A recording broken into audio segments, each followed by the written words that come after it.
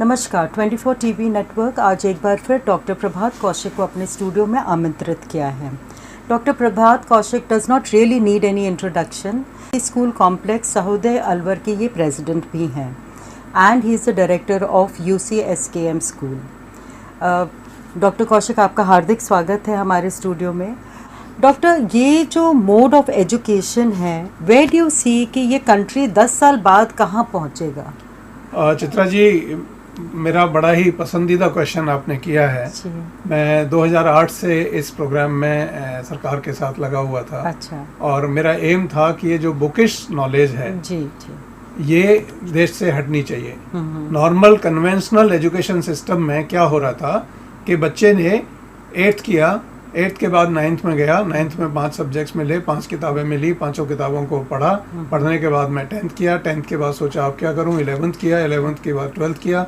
12th के बाद कोई जॉब्स थे नहीं, कोई स्किल बच्चे के हाथ में आता नहीं, तो उसको या तो पढ़ाई कंटिन्यू करे या पढ़ाई छोड़े। पढ़ाई छोड़ता है तो उसको क्या बन सकता है? वो एक ठेली लगा सकता है, एक पंचर की दुकान खोल सकता था, एक और छोटे मोटे काम कर सकता था, कहीं छोटी मोटी लेबर की नौकरी कर सकता था। मगर ट्रेनिंग ना होने की वजह से, कोई क्वालिफिकेशन ना होने की वजह से उनको बड़ा ही इधर से उधर, उधर से इधर धक्के खाने पड़ते थे जी। और उसके बाद हायर एजुकेशन भी जो लोग लेते थे, वो हायर एजुकेशन भी कोई ज़्यादा काम की नहीं थी, क्योंकि उस हायर एजुकेशन को किसी एम के साथ, किसी प्लान के साथ नहीं लिया जा रहा होता था। उसको ये सोच के लिया जाता था कि टाइम है, 12th कर लिया है तो अब क्या करें, BSc कर लिया है तो अब क्या करें, तो अब क्या करें के चक्कर में डिग्री पे डिग्री लिए चले जाते थे, जैसा मैंने पहले एपिसोड में भी आपको बोला था। उससे देश को कोई विशेष फायदा नहीं हुआ। देश ने एक बार हम लोगों को ऑस्ट्रेलिया भेजा, जहां वोकेशनल एजुकेशन के ऊपर काम करने के लिए हमसे कहा, और हम एक टीम ऑस्ट्रेलिया गई, वहां करीब 1.5 महीने रही और उनके सिस्टम्स को स्टडी किया, जहाँ से मैं क्वालिफिकेशन लेके आया central institute of technology Perth, Australia.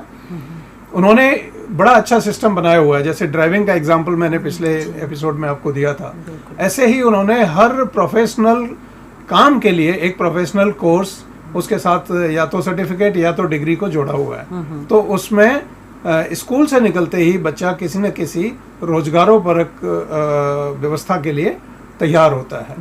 अब हमारे यहाँ जैसे ये जो 9 कोर्सेज 6 to 8th में लिए गए, उन 9 कोर्सेज में यदि आप उनको सीरियसली देखें तो इतने सिंपल कोर्सेज हैं कि 6 to 8th का बच्चा बड़े आसानी से कर सकता है। उन्हीं कोर्सेज को रिपीट कर दिया 9 to 10th में, और उन्हीं कोर्सेज का हायर वर्जन ले आए 11th 12th में। तो क्या होगा, जैसे फॉर एग्जांपल एक बच्चा टेलरिंग सीखना चाहता है, उसने बेसिक टेलरिंग सीखी 6 to 12th, उसका अपग्रेडेड वर्जन सीखा 9 10th, उससे भी अपग्रेडेड वर्जन सीखा 11th and 12th में। तो वो बच्चा बाय द टाइम ही comes out of the school he is ready as a trainer. तो बहुत सारी चीजें, जैसे इंफॉर्मेशन टेक्नोलॉजी में आजकल बहुत काम हो रहा है, जैसे आर्टिफिशियल इंटेलिजेंस में बहुत काम हो रहा है, हॉर्टिकल्चर में बहुत काम हो रहा है, इन सब चीज़ों के लिए प्लम्बिंग है, इलेक्ट्रिशियन है, तो ये बहुत सारी चीज़ें ऐसी होंगी जब बच्चे स्कूल्स में से प्रैक्टिकल और थ्योरी करके निकलेंगे तो आपके पास एक प्रॉपर प्रोफेशनल होगा। मैं आपको एक छोटा सा एग्जांपल देना चाहता हूँ। मेरी वाइफ ने किसी कॉल सेंटर पे फ़ोन करके अपनी वॉशिंग मशीन दिखाने के लिए एक जेंटलमैन को बुलाया। जब उसको बुलाया तो कंपनी अथॉराइज जेंटलमैन है और इससे ये एक्सपेक्टेड है कि वो मशीन को ठीक करके जाएगा। उल्टा वो मशीन को ख़राब करके गया और 2-3 महीने का टाइम उसको बार बार हमको बैक एंड फोर्थ करने में लगा।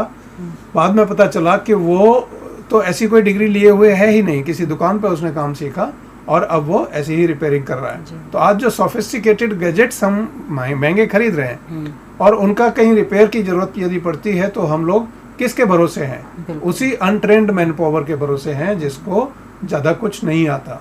तो मेरा कहना यह है कि 10 साल के बाद हम हिंदुस्तान में हर फील्ड में स्पेशलाइजेशन पाएंगे, हर प्रोफेशनल में स्पेशलाइजेशन पाएंगे। हर एक प्रोफेशनल अपने काम को करने में दक्ष होगा, कर पाएगा और आपका नुकसान नहीं होगा। भारत सरकार जिस तरह से शिक्षा की तरफ सोच रही है वो ये है, जो मूल वाक्य मोदी जी का है कि भाई जब शिक्षा उन्नत होगी तो हमारे नागरिक उन्नत होंगे, तो इसलिए ये शिक्षा का एक नया तानावाना बुना गया है और इसको लागू किया जा रहा है स्कूल्स में। मैं समझता हूँ अगले 10 साल में हमारे देश की पिक्चर बहुत ही सुनहरी होगी।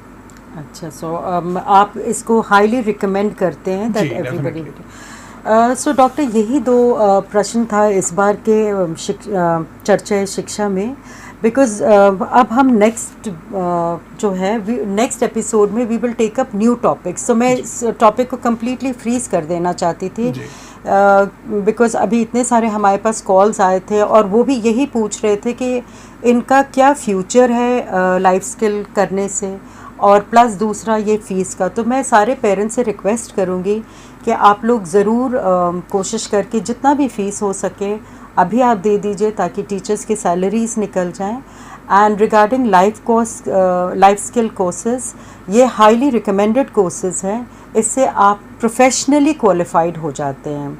सो डॉक्टर कौशिक, इसी के साथ हम ये एपिसोड समाप्त करते हैं और नेक्स्ट एपिसोड हम पेरेंटिंग में बात करेंगे। Very nice। तो how to bring up the thing. So thank you so much. आप 24 टीवी नेटवर्क देखते रहिए और समय समय से हम लोग आपको अपडेट्स देते रहते हैं। आप घर के अंदर बने रहिए, कोरोना घर के बाहर रहेगा। Thank you so much.